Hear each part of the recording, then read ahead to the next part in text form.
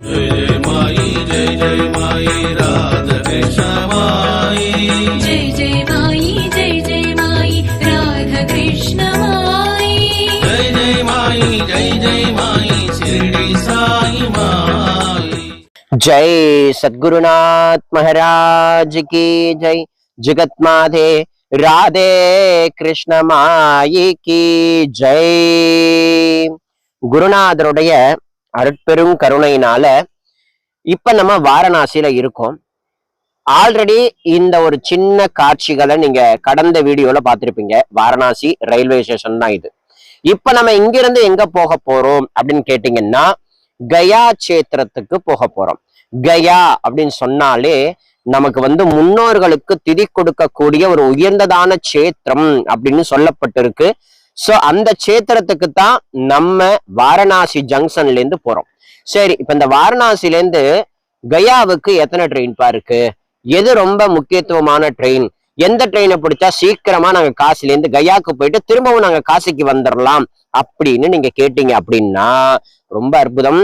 காலையில 6:30 மணிக்கு கரெக்டா காசில இருந்து ஒரு வந்தே பாரத் புறப்படுது. காலையில ஒரு 6:30 மணிக்கு கிளம்பணும் அப்படின்னு கேட்டீங்கன்னா 9:15 இருந்து 9:30 மணிக்கெல்லாம் அவன் கயா போயிடுவான். சோ 9:30 மணிக்கு மேல நம்ம புறப்பட்டு கயா சேத்திரத்தை அடைந்து அங்க தெரிந்தவர்கள் மூலமா தமிழ் பண்டிட்ட பிடித்து அவர்கள் மூலமா நம்மளுடைய அந்த ஸ்ராத்த காரியங்களை ரொம்ப ஸ்ரத்தையோட குருவருளால பண்ணலாம். சோ அதெல்லாம் பின்னாடி சொல்றேன். இப்ப நம்ம வாரணாசி சேத்திரத்துல சரியா ஒரு 6:30 மணி அளவுல விடிய கார்த்தாலேயே ட்ரெயின் இருக்கு. அதுவும் வந்தே பாரத் தான். இதுக்கு முன்னாடி நீங்க இதே இடத்துல பார்த்திருப்பீங்க. அயோத்தியாவை நோக்கி பயணம் பண்ணக்கூடிய ஒரு காட்சியை நீங்க பார்த்திருப்பீங்க. இதே வாரணாசி சேத்திரத்துல இருந்துதான் கயா சேத்திரத்துக்கும் ஒரு வந்தே பாரத் இருக்கு அப்படின்றத அடியேன் தெளிவா சொல்லிக்கிறேன். கயா அப்படின்னா நம்ம இந்த ஸ்ராத்தம் கொடுக்கக்கூடிய இடம் அப்படின்னு நம்ம ஒரு பக்கம் பாவிச்சாலும் கயால இன்னொரு விசேஷமான இடம் இருக்கு. அந்த இடத்தினுடைய பெயர் புத்த கயா. அதாவது புத்தர் பெருமான் ஞானம் அவருக்கு கிட்டிய ஒரு அற்புதமான இடங்கள்லாம் உண்டு. அங்க அடியேன் போயிருக்கேன். ஆனா வீடியோஸ் எல்லாம் எதுவும் எடுக்கல. இந்த வீடியோல அது வராது. கயா சேத்திரத்துல பத்தின ஒரு தகவலும் கயா சேத்திரத்துல எதெல்லாம் நீங்க அனுபவிக்கலாம்ங்கிற ஒரு விசேஷம் தான் இதுல வரும் இந்த வீடியோல. மேற்கொண்டு புத்த கயாவை பற்றி எந்த தகவலும் வராது. ஆனா கயாலேருந்து புத்த கயா ரொம்ப பக்கம்தான். ரொம்ப அற்புதமா இருக்கும். நான் வீடியோ எடுக்கலையே தவிர நல்லா அனுபவிச்சுட்டு வந்தேன். எங்கு பார்த்தாலும் ஒரே புத்தர் தான். அவருக்கு பலவிதமான நாடுகள்ல இருந்து பலவிதமான கோவில்கள் கட்டப்பட்டு ரொம்ப அலங்கரிக்கப்பட்டிருக்கு. நீங்களா கண்டிப்பா கயா சேத்திரம் போறீங்கன்னா அவசியம் புத்த கயா போயிட்டு வாங்க. கயால இருந்து ஒரு 20 கிலோமீட்டருக்குள்ளதான் இருக்கு புத்த கயா. சரிங்களா? இப்ப நம்ம அதாவது நம்மளுடைய இந்த வாரணாசி சேத்திரத்துல இருந்து நம்ம கயாவை நோக்கி புறப்படுறோம். கயா அப்படின்னாலே நான் ஏற்கனவே சொன்ன மாதிரி ஸ்ராத்தம் கொடுக்கக்கூடிய இடம். ஸ்ராத்தம் கொடுக்கக்கூடிய இடமா தான் நம்ம எல்லாரும் கருதுறோம். அது இல்லைங்க விஷயம். அந்த இடத்துல மகாவிஷ்ணுவினுடைய ஒரு திருவடி பாதம் இருக்கு.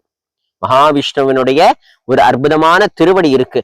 அந்த திருவடி ஏன் இங்க வந்தது அப்படின்றதெல்லாம் நம்ம தெரிஞ்சுக்கணும். சரிங்களா? இந்த ட்ரெயின் தான் இப்ப நம்ம இது வாரணாசி ஜங்ஷன்ல வந்தே பாரத் இருக்குது பாருங்க. இந்த வந்தே பாரத்தை பிடிச்சுதான் நம்ம கயா புண்ணிய சேத்திரத்துக்கு போகணும். சரி, அந்த திருவடி ஏன் அந்த கயான்ற ஊருக்கு வந்தது அப்படின்னா அதுக்கு ஒரு புராதனமான ஒரு கதை இருக்கு. வீடியோவை நல்லா பாருங்க. அடியன் சொல்லக்கூடிய விஷயத்த மனதால அதை அப்சர்வ் பண்ணி அந்த கதையையும் தெரிஞ்சுக்குங்க. லைட்டா சொல்றேன், ரொம்ப டீப்பா போனா அந்த வீடியோ பத்தாது. சோ ஆகையினால கயா அசுரன்னு சொல்லக்கூடிய ஒரு அசுரன். அசுரன்னாலே மக்களை கொடுமைப்படுத்துறவன், அவதப்படுத்துறவன், மக்களை சின்ன பின்னமாக்குறவன், தேவர்கள் எல்லாம் கொடுமைப்படுத்துறவன் தான் நம்ம கேள்விப்பட்டிருப்போம். ஆனா இந்த அசுரன் வேற மாதிரி. என்னன்னா ரொம்ப தர்மவானா இருந்திருக்கான். அது மட்டும் இல்ல, தன்னை தொடக்கூடியவங்களை, தன்னை பார்க்கக்கூடிய அத்தனை பேருக்கும் மோட்சத்தை கொடுக்கக்கூடியவனா இருந்தானா. இத பார்த்துட்ட மும்மூர்த்திகளும் தேவர்களும் ரொம்ப நண்டு அதாவது இவரை பார்த்து நடுங்கி போயிட்டாங்களாம். என்னடா அது தொட்டாலே மோட்சம்ன்றான், அவ பாவம் பண்றவன் எல்லாம் போய் தொட்டு மோட்ச கதி அடைஞ்சிட்டான்னா நம்மளாம் எதுக்கடா இங்க இருக்கோம் அப்படின்னு சொல்லி அவர்களுக்குள்ள ஒரு சின்ன சம்பாதம். கடைசியில மகாவிஷ்ணுவை கொண்டு இந்த கயா அசுரனை வதம் பண்ணணும், அதாவது இந்த கயா அசுரனுடைய ஒரு நிலைய முடிவுக்கு கொண்டு வரணும்ன்றதுக்காக மகாவிஷ்ணுவை இந்த கயா அசுரன் வாழக்கூடிய சேத்திரத்துக்கு அனுப்பி விடுறாங்க. யாரு நம்ம எம்பெருமானாகிய நாராயணனும் இந்த பூமியில கீழே வரார். இப்ப நம்ம வந்து கயா புண்ணிய சேத்திரத்துக்கு இந்த வந்தே பாரத் மூலமாக வந்துட்டோம். இதுதான் கயா ரயில்வே நிலையம். இங்கிருந்தபடி கொஞ்சம் ஒரு 7-8 கிலோமீட்டர் தூரத்துலதான் கயா சேத்திரம் இருக்கு. ஸோ அந்த இதையும் கேட்டுக்கொண்டு கதையையும் கேளுங்க.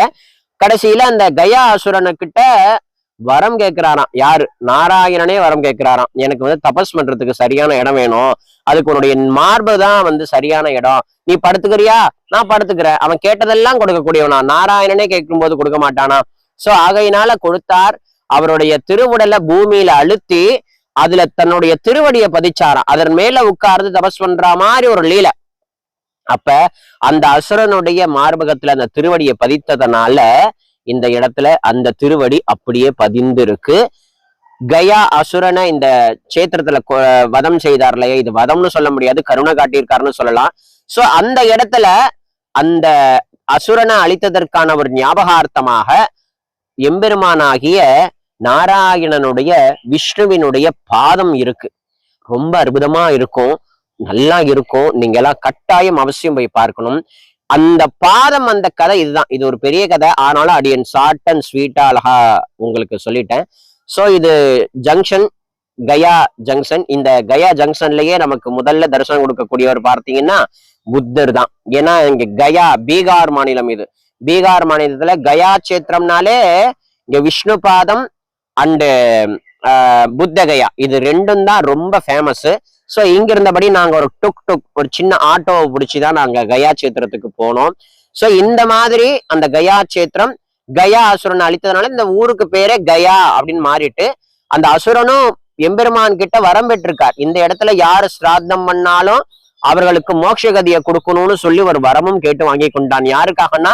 நமக்காக. ஆகையினால இந்த நிமிஷம் வரைக்கும் நம்ம சிராத்தம் எல்லாம் பண்ணோம்னா முன்னோர்களுக்கு ரொம்ப திதி கொடுக்கறது ரொம்ப விசேஷமான ஒரு கொண்டது. இது மட்டும்தான் கதைங்கிறதுல இன்னொரு கதை இருக்கு. என்ன கதையா?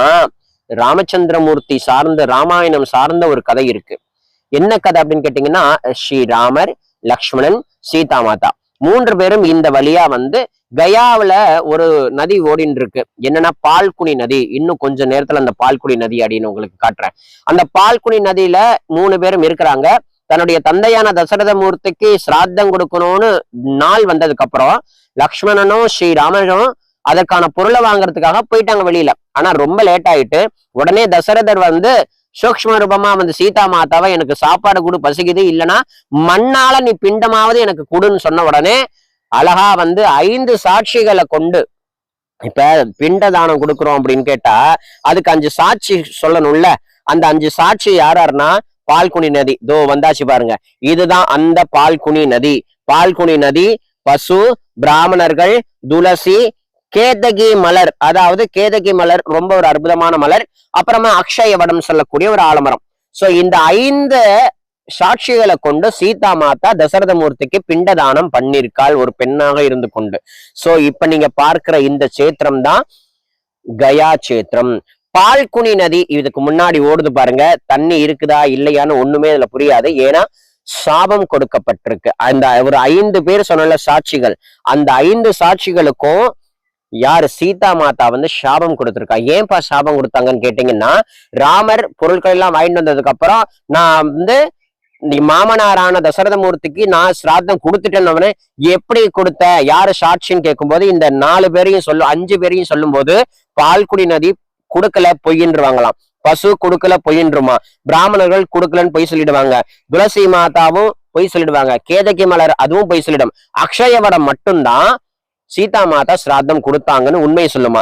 ஆகையினால இந்த பால்குனி நதிக்கு சாபம் கொடுத்துருவாங்களா. உன்னுடைய நீரோடை வந்து பூமிக்கு அடியில போகட்டும், நீ நீர் இல்லாமல் கடவாயின்னு சொல்லி ஒரு சாபம்.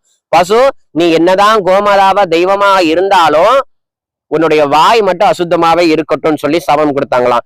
பிராமணர்களுக்கு நீங்க என்னதான் பண்ணாலும் நீங்க திருப்தியே அடைய மாட்டீங்க அப்படின்னு சொல்லி ஒரு சாபம். துளசி செடிக்கு என்னன்னா, கயாவுல எம்பெருமானாகிய விஷ்ணு வாழ்ந்தாலும் துளசி செடி வளரவே வளராதுன்ற ஒரு சாபமா. சோ அது மட்டும் இல்லாம ஈஸ்வரனுடைய வழிபாட்டுக்கு பயன்படுத்தக்கூடிய கேதகி மலர் இந்த இடத்துல பயன்படாது அப்படின்ற ஒரு சாபமும் கொடுத்திருக்காங்களாம். வரம் கொடுத்தது யாருக்குன்னா அக்ஷய வடத்துக்கு வரம் கொடுத்தாலாம் நம்மளுடைய சீதா மாதா. இந்த இந்த சேத்திரத்துக்கு வந்த பிண்டதானம், அனைத்து பிண்டதானங்களும் உன்னுடைய நிழல்ல கொடுக்கப்படட்டும், அவர்களுக்கு சத்கதி கிடைக்கும்னு சொல்லி சீதா மாதா அவர்கள் வந்து அக்ஷய வடத்துக்கு மட்டும் வரம் கொடுத்து மீதி 4 சாபம் கொடுத்த ஒரு அற்புதமான கதை. இது வந்து ரொம்ப அற்புதமானது. நிறைய கதை சொல்லணும்னு நிறைய சொல்லலாம், ஆனா பேசிக்கான விஷயத்த நீங்க கொஞ்சம் கத்துக்கணும். இது வந்து சுடுகாடு, இது வந்து ஒரு எலக்ட்ரானிக் சுடுகாடுன்னு வைங்களேன்.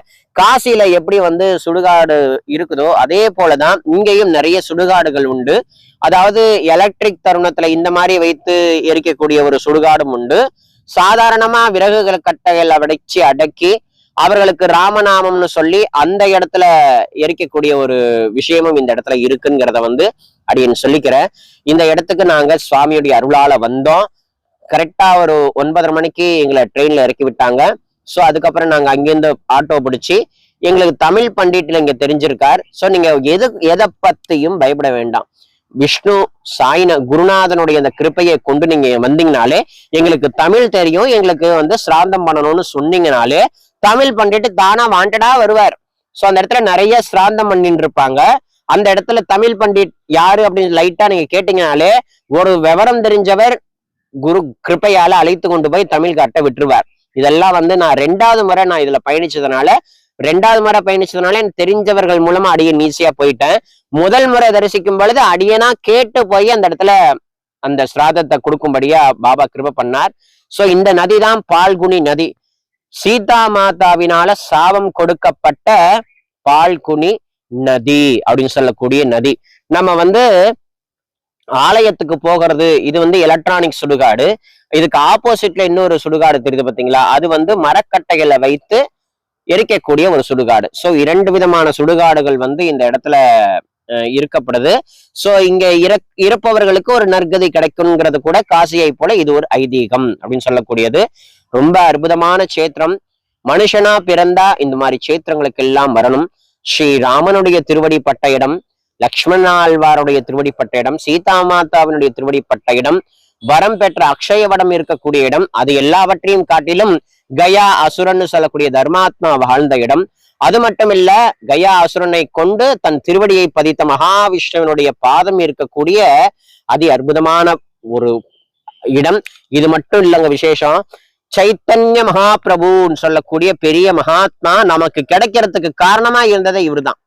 இந்த சைத்தன்ய மகாபிரபு யாருன்னா சாட்சாத்து கண்ணனே தான். அந்த கண்ணனே ராதையை போல நானும் பக்தி பண்ணணும்னு ஆசைப்பட்டு சைத்தன்ய மகாபிரபு அவதாரம் பண்ணார். அவருடைய நிலை எந்த இடத்துல அந்த நிலை கிடைச்சதுன்னா இந்த விஷ்ணு பாதத்துலதான் அவருக்கு ஒரு உயர்ந்த தெய்வீக நிலை கிடைச்சுதான். சோ அவர் வந்து சில சகாக்கள் கூட பெரியவர்கள் கூட இந்த கயா சேத்திரத்துக்கு வந்திருக்கார். இந்த பால்குனி நதி எல்லாவற்றையும் நல்லா சேவிச்சுட்டு கடைசியில அந்த பாதுகை, அந்த விஷ்ணுவினுடைய அந்த பாதுகை இருக்கக்கூடிய இடத்துல போய் நின்றார். அங்க இருக்கக்கூடிய பண்டிட்டு இந்த பாதுகையை பற்றி அவ்வளவு ஒரு பிரவச்சனம் சொன்னாராம். அதாவது ராம அவதாரத்துல எந்த திருவடி ஒரு கல்லா கிடந்த ஒரு அகல்யா தேவிய வந்து உயிர்ப்பிச்சு அவளுக்கு உயிர் கொடுத்ததோ அப்பேற்பட்ட திருவடி, எந்த திருவடி இந்த 3 உலகையும் அளந்ததோ, எந்த திருவடி அனைத்து ஜீவராசிகளையும் காத்து ரட்சணை பண்ணதோ அந்த திருவடி இந்த திருவடின்னாராம். கிருஷ்ண பரமாத்மா எப்படி காளிங்க நர்த்தனம் ஆடினாரோ அந்த திருவடி இந்த திருவடின்னு சொன்னாராம். சோ அப்படி சொல்லும் பொழுது இவருக்கு ஒரு பாவா ஆவேசம் ஏற்பட்டுட்டு, யாருக்கு? சைத்தன்ய மகாபிரபுக்கு. அப்ப வந்து அவர்களுடைய பேர் இமாயி பண்டிதர் தான் அவரோட உண்மையான பேரு. இந்த திருவடியினுடைய அந்த அற்புதங்களை கேட்டதுக்கு அப்புறமா இவருக்கு வந்து ஒரு பாவ ஆவேசம் ஏற்பட்டு மூர்ச்சி ஆயிட்டாராம். எந்த சேத்திரத்துல? இந்த சேத்திரத்திலேருந்து தான் நமக்கு சைத்தன்ய மகாபிரபுன்னு சொல்லக்கூடிய மாபெரும் ஒரு அவதார புருஷர் கிடைக்கிறதுக்கு காரணம் இந்த கயா சேத்திரம், விஷ்ணுவினுடைய பாதுகை.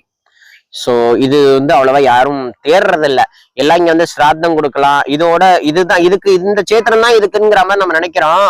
ஆனா பல விஷயங்கள் வந்து இந்த சேத்திரத்துல மறைமுகமா ரொம்ப அற்புதமாவும் நடந்திருக்குது அப்படின்றத வந்து அடியன் வந்து உங்க எல்லாருக்கும் குரு கிருப்பையால சொல்றேன். ஏன்னா இது எல்லாமே வந்து அடியன் வந்து ஒன்னொன்னா அடியன் அனுபவிச்சது. சோ இதெல்லாம் திரும்ப இந்த இடங்களை காட்டுறதுக்கு காரணம் என்னன்னா, நீங்க திரும்ப இந்த இடத்துக்குலாம் வரணும். சோ இது முடிவா, இந்த வீடியோனுடைய ஒரு முடிவா கோவிலினுடைய கோபுரத்தை மட்டும்தான் அடியனால காட்ட முடியும். ஏன்னா உள்ளுக்குள்ள வந்து எதுவுமே நாட் அலௌடு, எதுவுமே நாட் அலௌடு. இப்ப நம்ம கோவிலை நோக்கி ஒரு பயணத்தை வந்து செய்வோம். அழகா இருக்கும். அதை பார்க்கறதுக்கு ஒரு அற்புதமான ஒரு திவ்யமான மங்களமான சேத்திரம். ஒவ்வொரு கோவில்லையும் சுவாமி வந்து சிலா வடிவத்துல இருப்பார், சிலாமூர்த்தம் ரூபம் கொண்டிருப்பார், அர்ச்சாவதார சுரூபமா இருப்பார். ஆனா இங்க என்ன இருக்குன்னா திருவடி மட்டும்தான் இருக்கு. எம்பெருமானாகிய ஸ்ரீ மகாவிஷ்ணுவினுடைய திருவடி. அந்த திருவடிக்கு தான் இந்த ஒரு பாத கயா சேத்திரம் சொல்லுவாங்க. பாத கயா சேத்திரம் அல்லது கயா சேத்திரம் அப்படின்னு சொல்லுவாங்க. ரொம்ப ஒரு உன்னதமான ஒரு ஆலயமா இருந்தது. பார்ப்பதற்கு ரொம்ப அபூர்வமான விசேஷங்கள் நிறைந்ததா இந்த இடத்துல வந்து எங்களுக்கு காணப்பட்டது. நாங்கள் வந்து ஒவ்வொரு சேத்திரங்களா நம்ம போயின்னு இருக்கோம். நிறைய விசேஷங்களை வந்து குரு கிருப்பையால நாங்க அனுபவிச்சோங்கிறத வந்து அடியன் வந்து சொல்லிக்கிறேன். ஸோ நீங்க காசி யாத்திரை யாரெல்லாம் வரீங்களோ சர்வ நிச்சயமாக நீங்க இந்த கயா சேத்திரத்துக்கு வரணும். வந்ததுக்கு அப்புறம் இங்க சிராத்தம் தன்னுடைய முன்னோர்களுக்கு, இங்கெல்லாம் பெண்களும் சிராத்தம் கொடுக்கலாம். ரொம்ப விசேஷம் என்னன்னா பெண்கள் கூட இங்கு சிராத்தம் கொடுக்கலாங்கிறத வந்து அடியன் ரொம்ப தெளிவா சொல்லிக்கிறேன். சரிங்களா? ஏன்னா சீதா மாதா வந்து கொடுத்தார்கள். அவள் சாட்சாத் மகாலட்சுமியினுடைய சொரூபமே சீதா மாதா. சோ அந்த தேவியினுடைய இந்த வரப்பிரசாதத்தினால இந்த இடத்துல ஆண்களும் பிண்டதானம் கொடுக்கலாம், பெண்களும் பிண்டதானம் கொடுக்கலாம். காண்பதற்கு அரியதான விசேஷம். ஸ்ரத்தையோட பண்ணணும். எப்படி பண்ணணும்? முன்னோர்களை நினைத்து மனம் உருக நெஞ்சுருக பகவான் ஸ்ரீமன் நாராயணனுடைய சாட்சியாக, அக்ஷயவடத்தின் சாட்சியாக, ஸ்ரீ ராமபெருமானுடைய திருவடியின் சாட்சியாக, லக்ஷ்மணனுடைய திருவடி சாட்சியாக, சீதா மாதாவுடைய திருவடி சாட்சியாக, சேத்திரத்துல இருந்த அசுரனுடைய சாட்சியாக, அது மட்டுமல்ல சைத்தன்ய மகாபிரபுவினுடைய சாட்சியாக மிகவும் ஸ்ரத்தையோட பக்தியோட நம்ம முன்னோர்களுக்கு கொடுப்போமேயானால் அவர்களுக்கு சர்வ நிச்சயமாக சத்கதி கிடைக்கின்றது சத்தியம். அது மட்டும் இல்ல, நமக்கு தெரிந்த தெரியாத மனுஷங்களா இருக்கட்டும், ஜீவராசிகளா இருக்கட்டும், நம்ம வீட்டு பக்கத்துல ஒரு நாய்க்குட்டி செத்து போயிருந்தாலோ, அல்லது ரோட்ல போயிட்டு இருக்கும்போது ஒரு ஆடு செத்து கிடந்தாலோ, ஒரு மாடு செத்து கிடந்தாலோ, இல்ல நம்ம கைகளால அடிப்பட்ட கொசுவோ, இல்ல ஏதோ ஜீவன் ராசிகளோ எல்லாருக்கும் சேர்ந்து இந்த இடத்துல பிண்டதானம் கொடுக்கலாம். அப்படி ஒரு அபூர்வமான ஒரு விசேஷம் நிறைந்த ஒரு சேத்திரம் இந்த பாதகயா சேத்திரம். ஆகையினால இப்ப நம்ம வந்து அடியன் வந்து கோவிலை நோக்கி இப்ப அடியன் வந்து பயணிக்கிறேன். ஸோ சின்ன சின்ன வேலைப்பாடுகள் எல்லாம் நடந்து கொண்டிருந்தது அடியன் போகிறச்ச. ஸோ அதெல்லாம் நீங்க வந்து தரிசனம் பண்ணிட்டு இருக்கீங்க. குருவர்களோட இந்த இடத்துக்கெல்லாம் போற பாக்கியம் வந்து நமக்கு கிடைச்சது.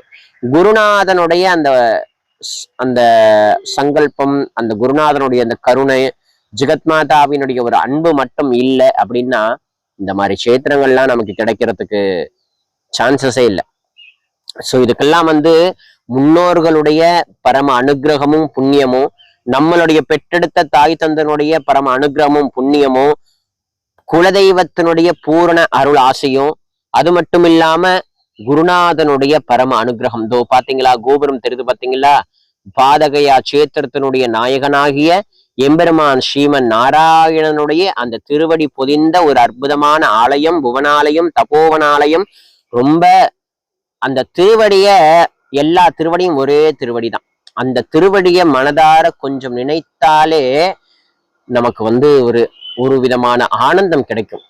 இப்ப இந்த மனசை அந்த பகவான் கிட்ட கொடுத்துட்டா ஆனந்தமா இருக்கு இல்லையா? அதுவே வேற கண்ட விஷயத்துல எல்லாம் கொடுத்தா மனசுக்கு ஒரு சாந்தி இல்லாம அலைப்பாயும், தப்பான மார்க்கத்துக்கு கூட கொண்டு போயிடும்.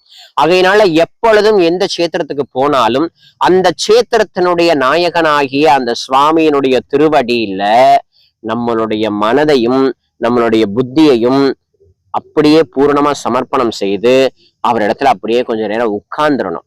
யாரிடத்துல? சேத்திரத்துல இல்ல, அவர்கிட்ட கொஞ்சம் உட்கார்ந்துட்டாலே ரொம்ப அபூர்வம். இங்க நிறைய கடைகள்லாம் இருக்கு. இந்த கடைகள் எல்லாமே நிறைய விசேஷங்கள் என்னன்னா சுவாமியினுடைய திருவடிகள் கிடைக்கும். இங்க பாதகையா சேத்திரம்னாலே விஷ்ணுவினுடைய பாதம் தானே. சோ இங்க பாதுகையும் உங்களுக்கு நீங்க விருப்பப்பட்டா வாங்கிக்கலாம். அந்த பாதுகையை வாங்கி கொண்டு வந்து நீங்க வீட்டுல வச்சு பூஜை செய்யலாம். இங்க உள்ளுக்குள்ள எந்த மொபைல் போனு எதுவுமே அலௌடு இல்லை. இங்க இருக்கக்கூடிய லாக்கர்ல தான் நீங்க இது எல்லாத்தையும் வைத்து கொண்டு நீங்க உள்ள போகலாம். ஈஸியா தப்பிச்சிடலாம். மட்டும் மொபைலை வேற எங்கேயாவது வச்சுக்கிட்டு போகாதீங்க. இங்க செக்யூரிட்டிஸ் பயங்கரமா இருப்பாங்க. 4-5 செக்யூரிட்டிஸ் இருப்பாங்க.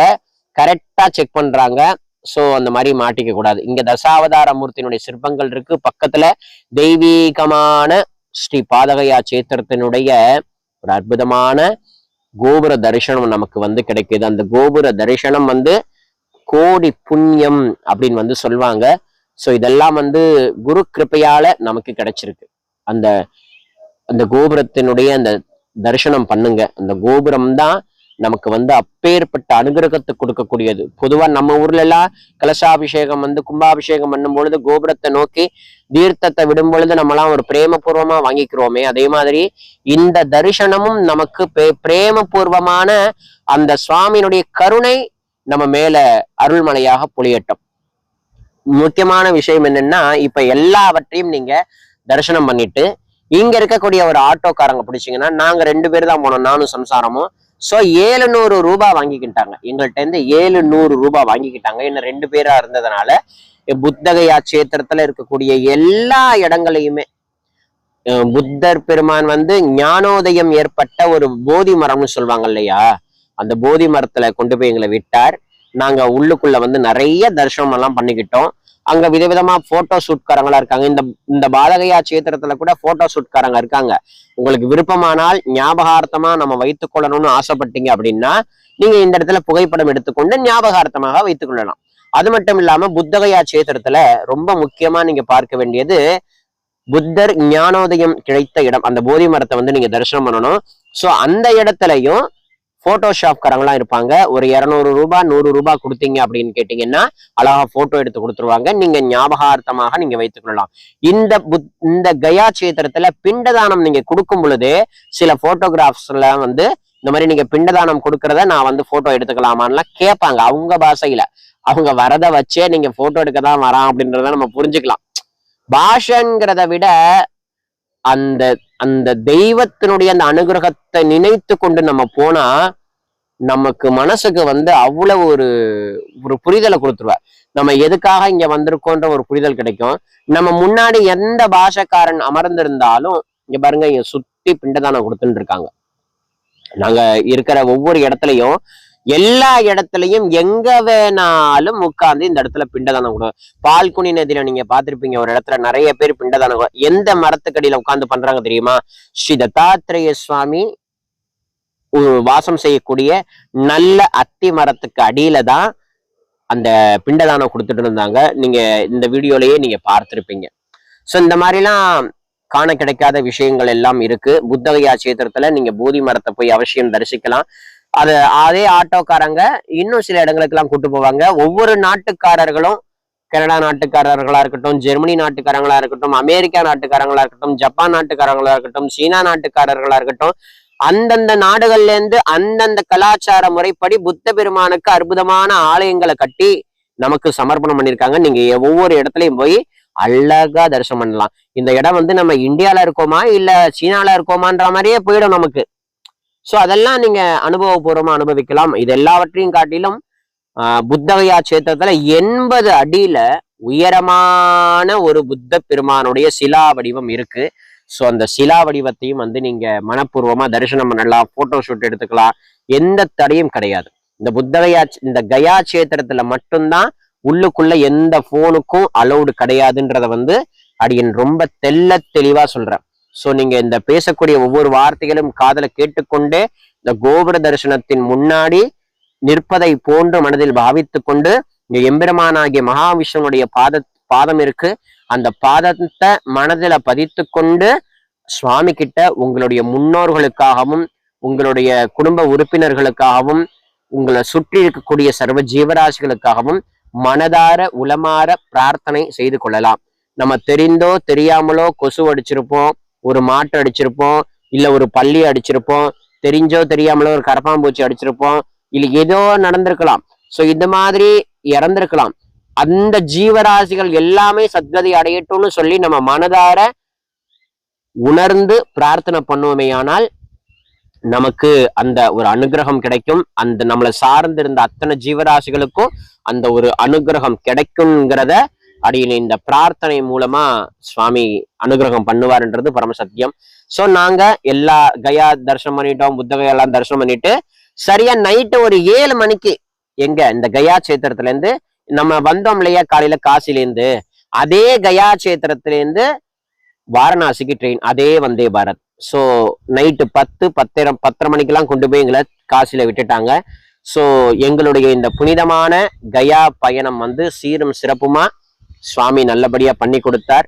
இந்த பார்க்கக்கூடிய உங்க எல்லாருக்கும் அந்த அனுகிரகம் கிடைக்கட்டும். குருநாதனுடைய பரம அனுகிரகம் நம் அனைவருக்குள்ள இருக்கிறதுனால ஸோ தொடர்ந்து பாருங்க. அடுத்தடுத்த சேத்திரங்கள் ரொம்ப மனநிறைவை கொடுக்கும்.